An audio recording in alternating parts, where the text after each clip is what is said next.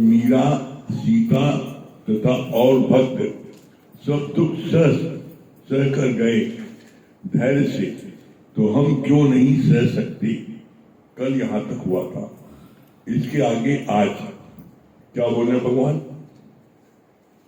तुमको कुछ करना पड़ता है तो भी बोझ जानकर रोते रहते हो, कुछ काम नहीं है तो भी बोलते हो बोर हो रहे हैं।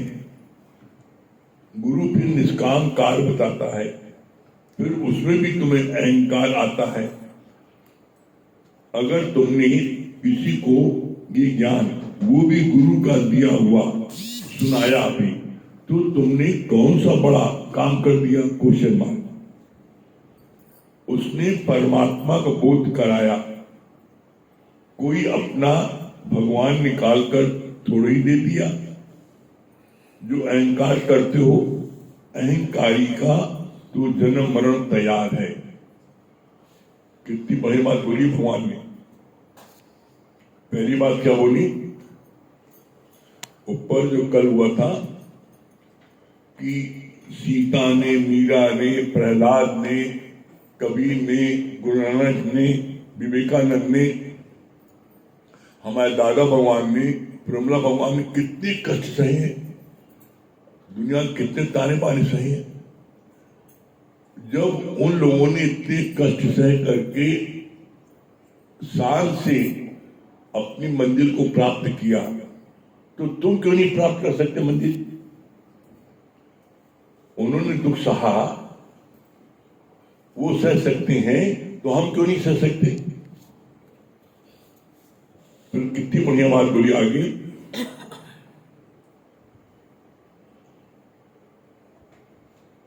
तुम्हारे सामने कोई काम आता है, परमात्मा कोई काम भेजता है, तो उसमें अहंकार करते हो, मैं न करूंगा तो कौन करेगा, अहंकार आता है। भगवान कार्य छीन लेता, कहते जाओ कुछ नहीं करो। अब मैं नंबर बोर हो रहा हूं, क्या करूं। तो ऊंट खाली भी रो रहा है, ऊंट भरा भी रोता है। ऊंट हमेशा रोता है, खाली रहे तो रोता है, कोई सामान नहीं लाते हैं, और सामान ला दे तो रोता है, मेरे को इतना सामान ला दिया गया। तो इसी तरीके से कुछ व्यक्ति ऐसे होते हैं नकारात्मक विचार के, उनके सामने कोई सेवा आती है, कोई कार्य आता है, तो उस समय उनके अंदर बड़ा अहंकार आता है। देखा, अगर हम न करें तो कोई नहीं करेगा, हमारे पास सब काम, मेरे पर सारी जिम्मेदारी है। जब ये बात पता लगती है गुरु को, तो धीरे से वो काम किसी दूसरे दिन जाओ, इसको छुट्टी दे दो कुछ दिन। और जब काम नहीं मिलता, खाली रहते हैं, दिन भर क्या करें कुछ समझे ना, बड़ा बोर हो रहे हैं। तो खाली भी रोता है और भरा भी रोता है। तो जिसके अंदर में ज्ञान अंदर नहीं गया है, तो वो हमेशा रोता है, सारी जिंदगी रोता रहेगा, और उसको 84 लाख योनियों में भटकना पड़ेगा।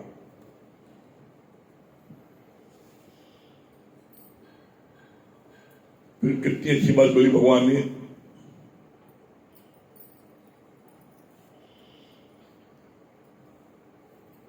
तुम किसी को ज्ञान सुनाते हो, तो ज्ञान किसका है, तुम्हें ज्ञान कहां से मिला, गुरु से।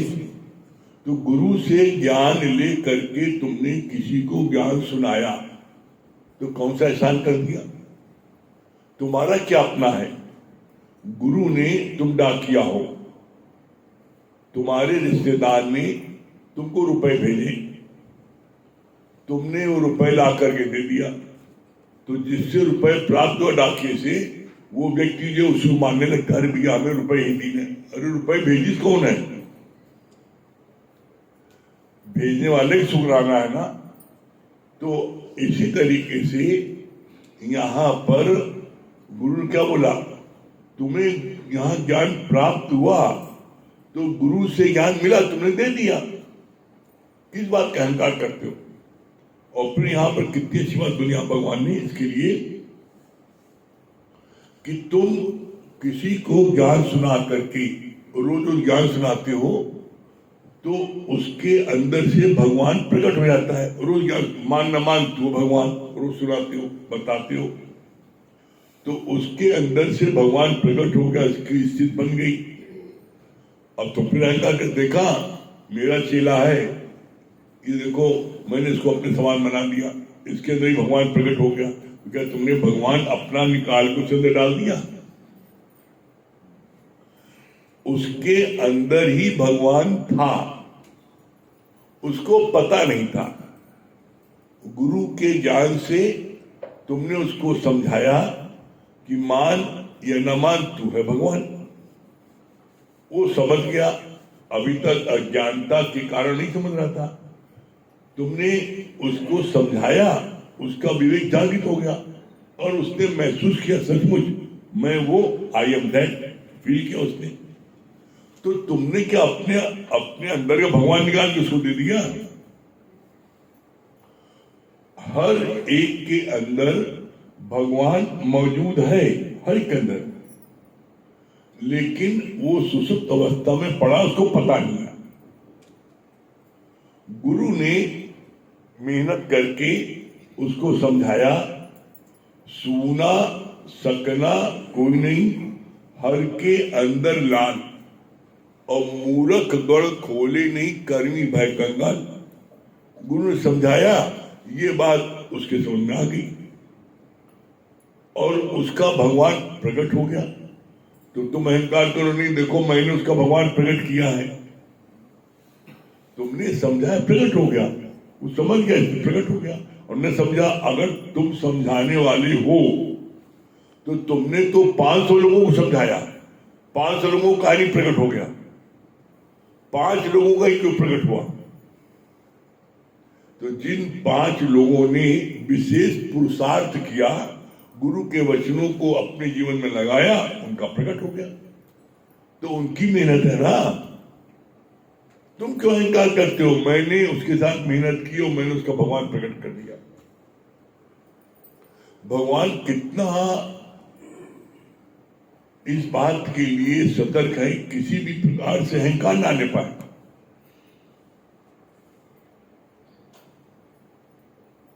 फिर कितनी अच्छी बात बोली, भूख प्यास प्राणों का धर्म है, शरीर अंतःमय कोष है, शरीर अंतःमय कोष है। जब जीवन में हवन करो, मोटर में पेट्रोल पानी डालते हो, इस शरीर को भी पानी तथा भोजन दोनों की आवश्यकता है, ये नेचुरल है। कई लोग फिर भी उपवास करके जबरदस्ती भूख को रोकते हैं। भूखे रहोगे तो चिड़चिड़े हो जाओगे। ज्ञानी अपने को जबरदस्ती भूखा नहीं रखता। ब्रह्म ज्ञानी का सहज स्वभाव, पूरा खाना पूरा रहना, पूरी रहत निहार, हेमा सुखी खान। आज डॉक्टर भी बोलते हैं खाना पंक्चुअली समय से खाना चाहिए। जैसे नाक कान गले का एक डॉक्टर होता है, ENT स्पेशलिस्ट, क्योंकि वो आपस में कनेक्टेड है। ऐसे ही सूक्ष्म शरीर और स्थूल शरीर आपस में कनेक्टेड है। स्थूल शरीर में प्रॉब्लम होगी तो अंदर मन भी दुखी होगा, इसलिए शरीर को सही समय पर भोजन देकर इसे कार्य में लगाओ। कितनी सूक्ष्म बात गुरु समझाइए। बोला जैसे नाक कान गले का एक ही डॉक्टर होता है। क्यों? ये तीनों चीज कनेक्टेड है। अगर तुम्हारे कान में कोई तकलीफ है तो नाक में भी हो सकती है, गले में, तो इसका डॉक्टर एक होता है। और जो ये तुम्हारे इसमें है तकलीफ, तो पूरा शरीर उससे अफेक्टेड होता है। ऐसा नहीं है तुम्हारे कान तकलीफ हो तो तुम बड़े अच्छे से चल फिर सकते हो, लेट जाओगे बैठ जाओगे, दर्द हो रहा हो। स्थूल और सूक्ष्म दोनों का कनेक्शन है। जैसे ENT का कनेक्शन है, उसी तरीके से आपके स्थूल शरीर और सूक्ष्म शरीर का आपस में कनेक्शन है। अगर स्थूल शरीर में कोई तकलीफ होगी तो सूक्ष्म शरीर को भी वो प्रभावित करेगी। सूक्ष्म क्या है? सूक्ष्म है मन, बुद्धि, चित्त, अहंकार। स्थूल, सूक्ष्म, कारण, तीन चीज होती है। स्थूल, सूक्ष्म, कारण। स्थूल है शरीर, सूक्ष्म में चार चीज आती हैं, मन, बुद्धि, चित्त, अहंकार, और फिर कारण जो तली पड़ा होता है। तो तुम्हारे स्थूल में अगर इसका कनेक्शन सूक्ष्म से है, कैसे है? जैसे तुम्हारे पेट में दर्द हो रहा है, मान लो पेट में दर्द हो रहा है तो तुम्हारा मन दुखी नहीं होगा, रोगे, चिल्लाओगे, हाय भगवान मर गए, कौन जादू टोना, ये नहीं कहोगे गप्पर सपर खाए हो, हराम का पाक है, जो मिला खा गए, कूड़ादान है, और बाद में रो रहे भगवान कोई जादू टोना करी से, ये नहीं बताए खाए गड़बड़ सड़बड़, अब रो रहे हैं, मन दुखी हो रहा है। तो अरे भाई मन काहे दुखी हो रहा है? जब पेट में दर्द हो रहा है तो पेट को फाड़ो, चीरो, ऑपरेशन कराओ। मन से काहे दुखी हो रहे हो? इसीलिए कहा जाता है कि ये स्थूल शरीर, इसको फिटक को, इसीलिए कहते कहते थक गए, लेकिन लोगों को समझ नहीं आता। ये तो जब परिस्थिति पड़ेगी, मेरे मन में तो आता है जब परिस्थिति कहता है बड़ा शरीर में कष्ट है, बड़ा दर्द हो रहा है, मन तो बहुत अच्छा है और दर्द हो। मेरा मन करता है जब कोई हमसे कहता है तो हमारा मन करता है सब कह दे। क्यों? हमने 100 बार तुमसे कहा कि सुबह कंपनी बाग आओ, योगा करो, एक्सरसाइज करो, तो तुमने नहीं सुना तो उसका प्रभाव होगा ही। जब तुम अपने तन का ध्यान नहीं रखोगे और सुबह उठे हो हाय माया हाय माया हाय चिल्लाने लगे और माया माया बटोरे लगे, जाओ माया खाओ। अब माया से रुपए लगाओ, हमरा पेट की दर्शी करे। अरे भाई, स्थूल शरीर तुम्हारा फिट हो सकता है, सिर्फ उसका एक उपाय है। गुरु ने बोला जब तक ये घोड़ा दौड़ सकता है दौड़ाओ, इसको टहलाओ नहीं दौड़ाओ, और जब टहल सकता है तो ठहरो नहीं टहलो। जितना समय तक खड़े हो सकता है खड़ा रखो, बैठाओ नहीं, और जब बैठ जाए तो लिटाओ नहीं, और लेट गया तो फिर लेट हुआ। जय सीताराम। ये जब इसको लिटाओ तो गहरी निद्रा में सो जाके जाओ, सो बस खत्म। इसको जब तक ये दौड़ सकते दौड़ाओ। इसीलिए गुरुजी बोलते हैं, और गुरुजी इस बात का विशेष ध्यान रखते थे, चाहे रात को वो 2 बजे सोए लेकिन सुबह टहलने जरूर जाते थे। जो लोग टहलने जाते मॉर्निंग वॉक किए, तो इसलिए श्याम भगवान का है। आज वो 90-95 साल के हो रहे हैं और आज भी वॉक करते हैं, दोनों समय फिट है, इसीलिए फिट है। भाई शरीर का कार्य शरीर से करना पड़ेगा। बोला भूख प्यास ये शरीर का धर्म है।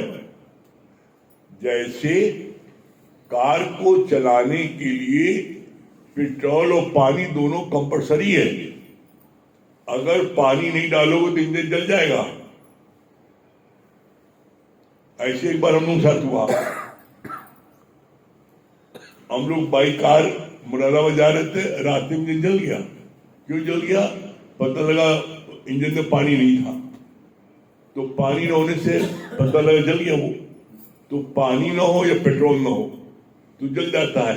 तो उसी तरीके तुम्हारा शरीर है, इसमें अगर पानी और पेट्रोल, पानी और अन्न नहीं डालोगे तो भी कहीं कहीं जलेगा, खराब होगा, अंग भंग होगा। तो इसको सही समय पर पानी और भोजन इसको दो।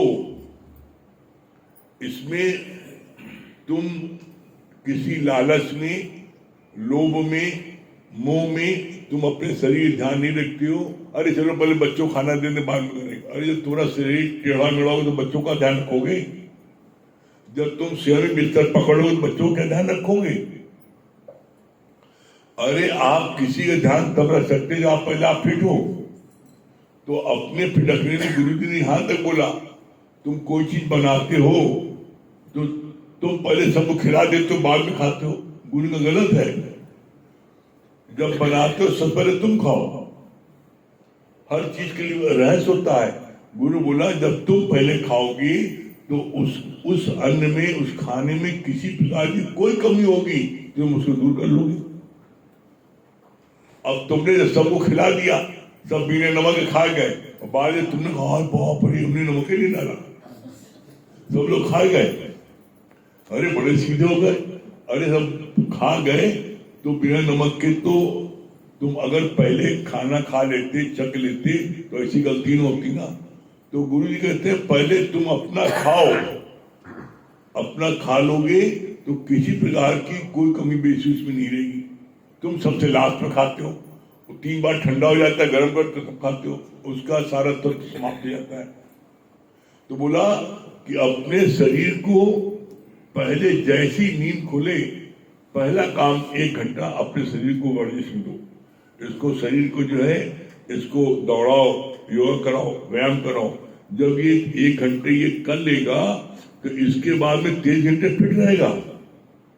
और तुम 1 घंटे इसको नहीं कराते हो, जिसकी वजह से ये 3 घंटे बीमार रहता है। दिन भर जब देखो बैठा तो कांपता है, उठता है तो कांपता है। और एक होता है फट से उठा, फट से काम में लगा। अभी किसी से बोलो जब ये करो, उसको उठने में लगता है 3 मिनट, भैया तुम्हारे बैठो, दूसरे जाओ फट से।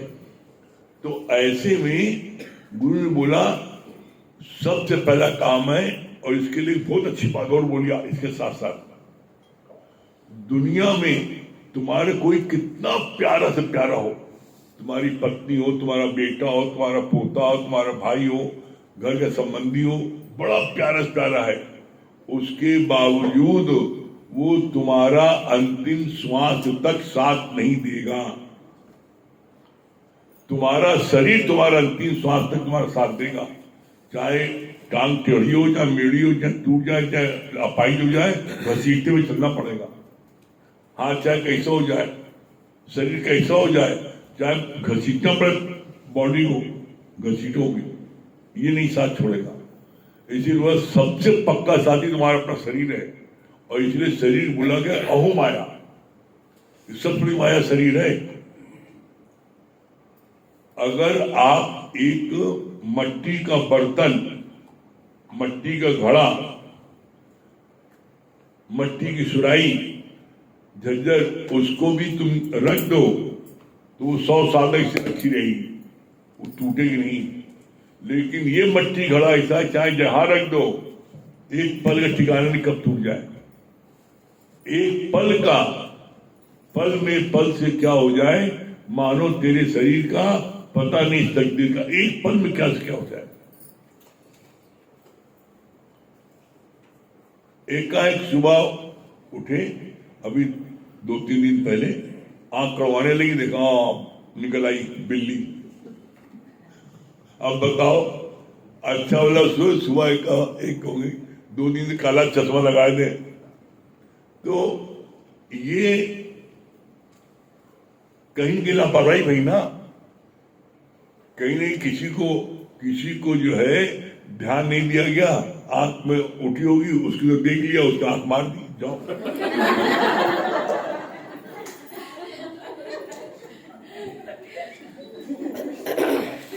तो बोला ना, इसीलिए गुरु ने कहा सावधानी हटी दुर्घटना घटी। कहा देखा तुमने उसकी तरफ? तो ऐसे में गुरु जी बोलते हैं कि तुम इस बात का ध्यान दो कि जब ये ज्ञान तुमने दिया है किसी को, तो तुम एहसान मानो कि उसने ज्ञान लिया, तो गुरु को दिया वो ज्ञान उसने लिया, तुम बीच में देने वाले लोग डाकिया। और तुम किसी को ज्ञान देने कब जाओगे? जब तुम फिट रहोगे ना। जब तुम ही टेढ़े मेढ़े हो, तुम ही 10 मिनट बैठ नहीं सकते हो, तो तुम ज्ञान देने कहां जाओगे? तो इसलिए हम फिर इस बात को कह रहे हैं अपने शरीर को फिट रखने के लिए कंपनी बाग में सुबह आना कंपलसरी है। जो अपने शरीर को फिट रखना चाहता है वो कंपनी बाग आए, निबाद में पछताएगा वो। क्यों? जब तुम्हारा शरीर ठीक नहीं है न तुम सत्संग रात में आ सकते हो और न कोई कार्य कर सकते हो। इसीलिए बोला तन और मन दोनों फिट रहे। उसके लिए क्या है? सुबह आओ, तन को फिट कर लो, एक्सरसाइज, योगा, व्यायाम, और रात में आओ, मन को फिट कर लो। क्यों? क्योंकि जब रात में तुम सुनोगे, रात में जान लेना क्यों कंपलसरी है? दोनों चीजें, जैसे दोनों समय खाना कंपलसरी है स्वस्थ रहने के लिए, उसी तरह दोनों समय सत्संग लेना कंपलसरी है। क्यों है? इसलिए कि सुबह आप जब व्यायाम कर लेते हो, योगा कर लेते हो, आपका शरीर फिट हो गया। रात में आप जब ज्ञान सुन लेते हो तो आपका मन फिट हो गया। अगर आप सोचो अकेले सुबह सिर्फ फिट हो जाए शरीर से, तो मनुराव आप पे शैतानी करेंगे। और मन को मारने की औसत, मन मारन की औसत सदगुरुदेव बताए। मन को मारने की औसत एकमात्र सदगुरु है जो बताता है, जिससे मन हमारा अमन हो जाता है। तो रात को मन को मारने की औसत गुरु देता है, और रात को लेना कंपलसरी क्यों है? दोनों फर्क है। और ये बात अपने जीवन के अनुभव से कह रहे हैं आपको। सुबह का सत्संग आप ले लेते हो, आपको ताकत मिल जाती है,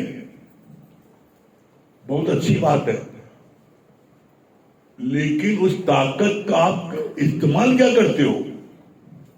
ताकत पा गए तो कोई घर में जाके खाना बना रहा है, कोई व्यापार में रुपए गिन रहा है।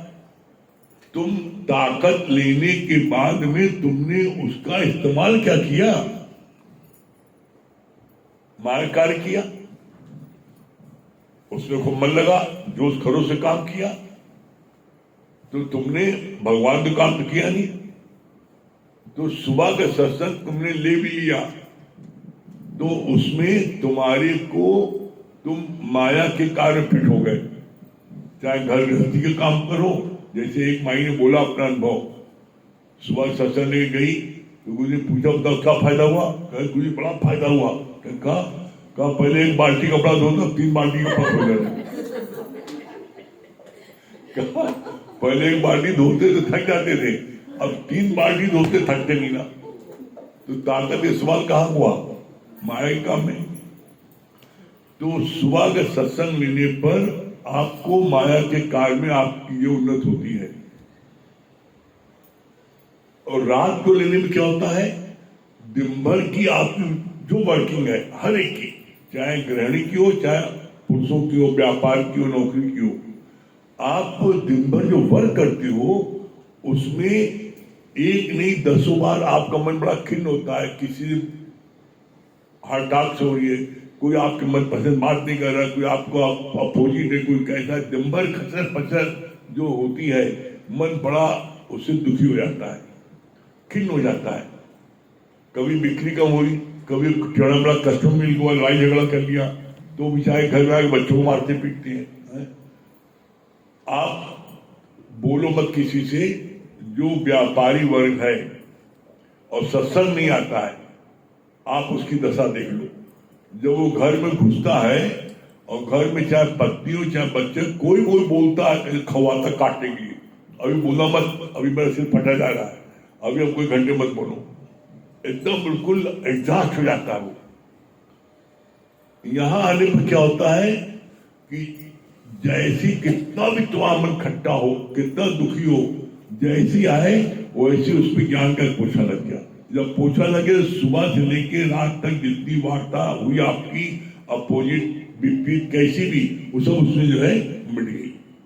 और जब मिट गई तो उसमें अब गुरु के वचन लिख गए।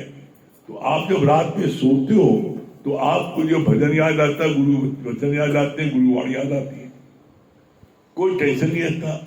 और आपने अगर रात में सत्संग नहीं लिया तो आप जब सोचने लगते हो तो उसी समय दुनिया की सारी व्याधा सताती है। सोते समय डर लगता है बाप ऐसा न हो जाए, ये न हो जाए, लड़कों भाग नहीं जाए, लड़की मुसलमान से शादी कर ले, फलाना ने कर ले, सैकड़ों पीड़ा आपको होने लगती है और आप लेटे लेटे मुंगरी लागे सपने देखने लगते हो और दुखी होते हो। परिणाम क्या होता है? पता लगता है कि जो है तुम लेटे तो 10 बजे रात को और नींद आ रही है 2 बजे तक, 4-6 घंटे नींद नहीं आ रही है। क्यों? सुबह से लेके रात तक की जो वर्किंग है वो उल्टी नींद सो जाती घूमना, और जब उल्टी नींद घूमती है तो मन में भय उत्पन्न होता है। और जब आप रात का सत्संग ले लेते हो तो सुबह से रात के सत्संग लेने के पहले तक की जितनी वर्किंग है उस पर पोछा लग जाता है। और जब पोछा लग जाता है और फिर गुरु के ज्ञान की वाणी उस पर लिख जाती है तो सोते समय सच में फायदा होता है। सोते समय हमें भजन याद आता है, आज भजन कौन चला था, आज कौन सी वाणी चली थी। वो सोचते सोचते भजन की आप ये बात अपने अनुभव कर रहे हैं कि आप पूरा भजन नहीं गा पाओगे। सोते समय आप कोई भजन आप गाने लगो, देखो 1 स्टैंजा 2 स्टैंजा गाओगे और गाते गाते मुंह बंद सो गए, नींद आ गई, तो कैसे क्या साउंड स्लिप आती है। मतलब सारा उपाय मिलने के बाद भी अगर कोई इसको इस्तेमाल न करे तब उसके लिए भगवान ने गुरु ने कहा है क्या करे प्रभु क्या करे गुरु। इसीलिए कहा गया है तीसरी कृपा अपनी करो। परमात्मा की कृपा हो गई तुम्हें मनुष्य जन्म मिल गया, गुरु की कृपा हो गई तुमको सहज में रोज ज्ञान मिल जा रहा है। अब अपनी कृपा है करो कि तुम सहज में रोज ज्ञान दोनों समय लोगे तो तुम्हारा तन भी फिट रहेगा और मन भी फिट रहेगा। अब ये बताओ दोनों समय सत्संग लोगे? ये जो कंपनी बाहर आने वाले हाथ उठाए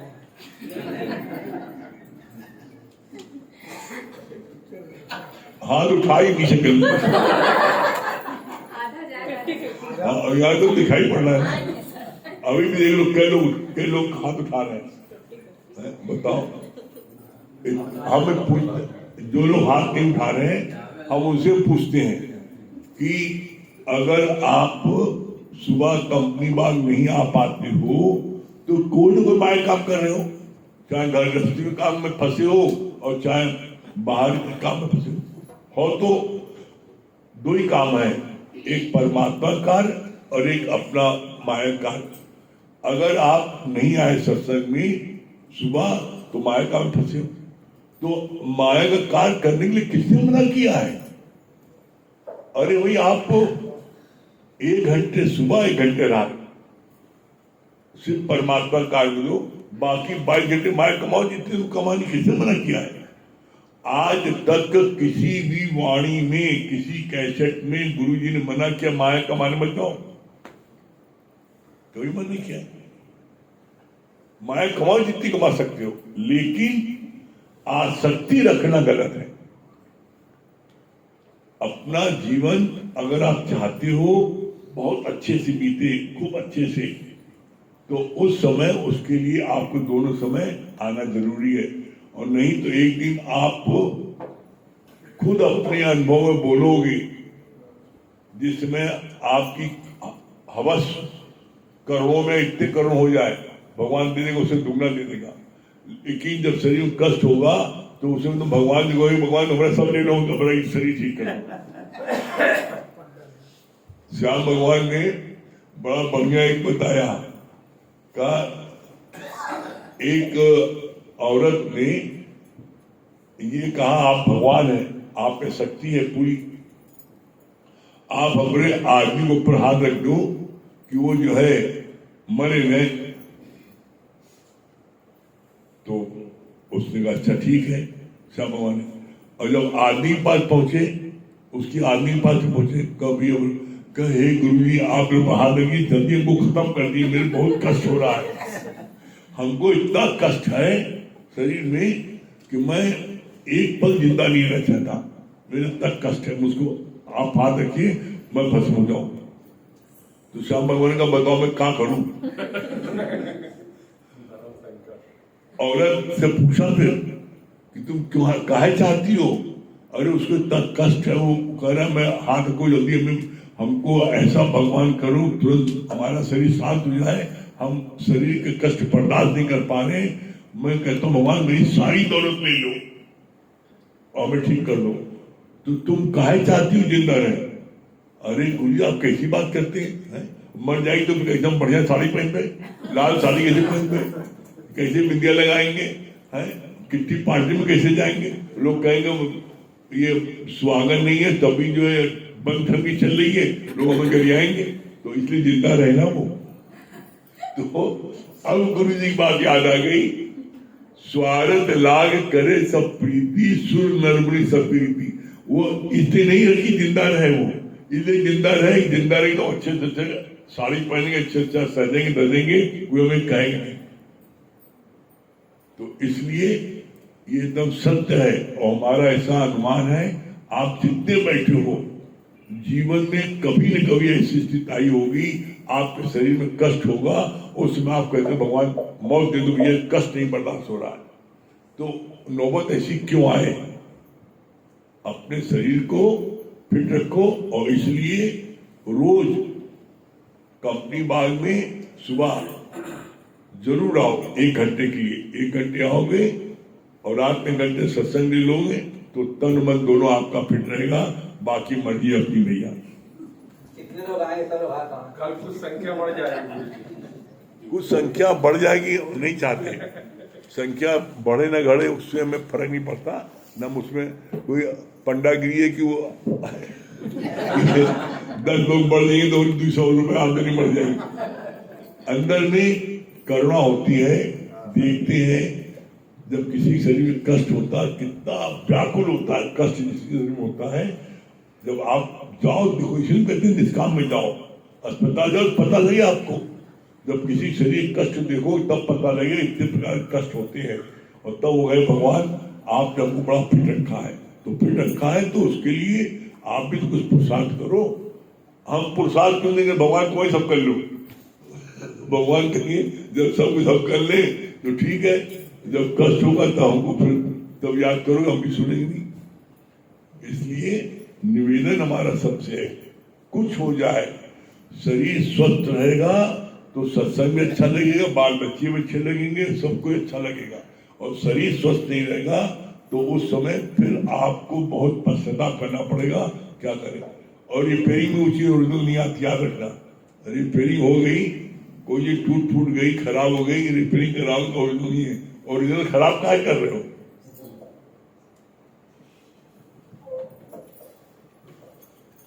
सभी देवियों को हरिओम, राम राम।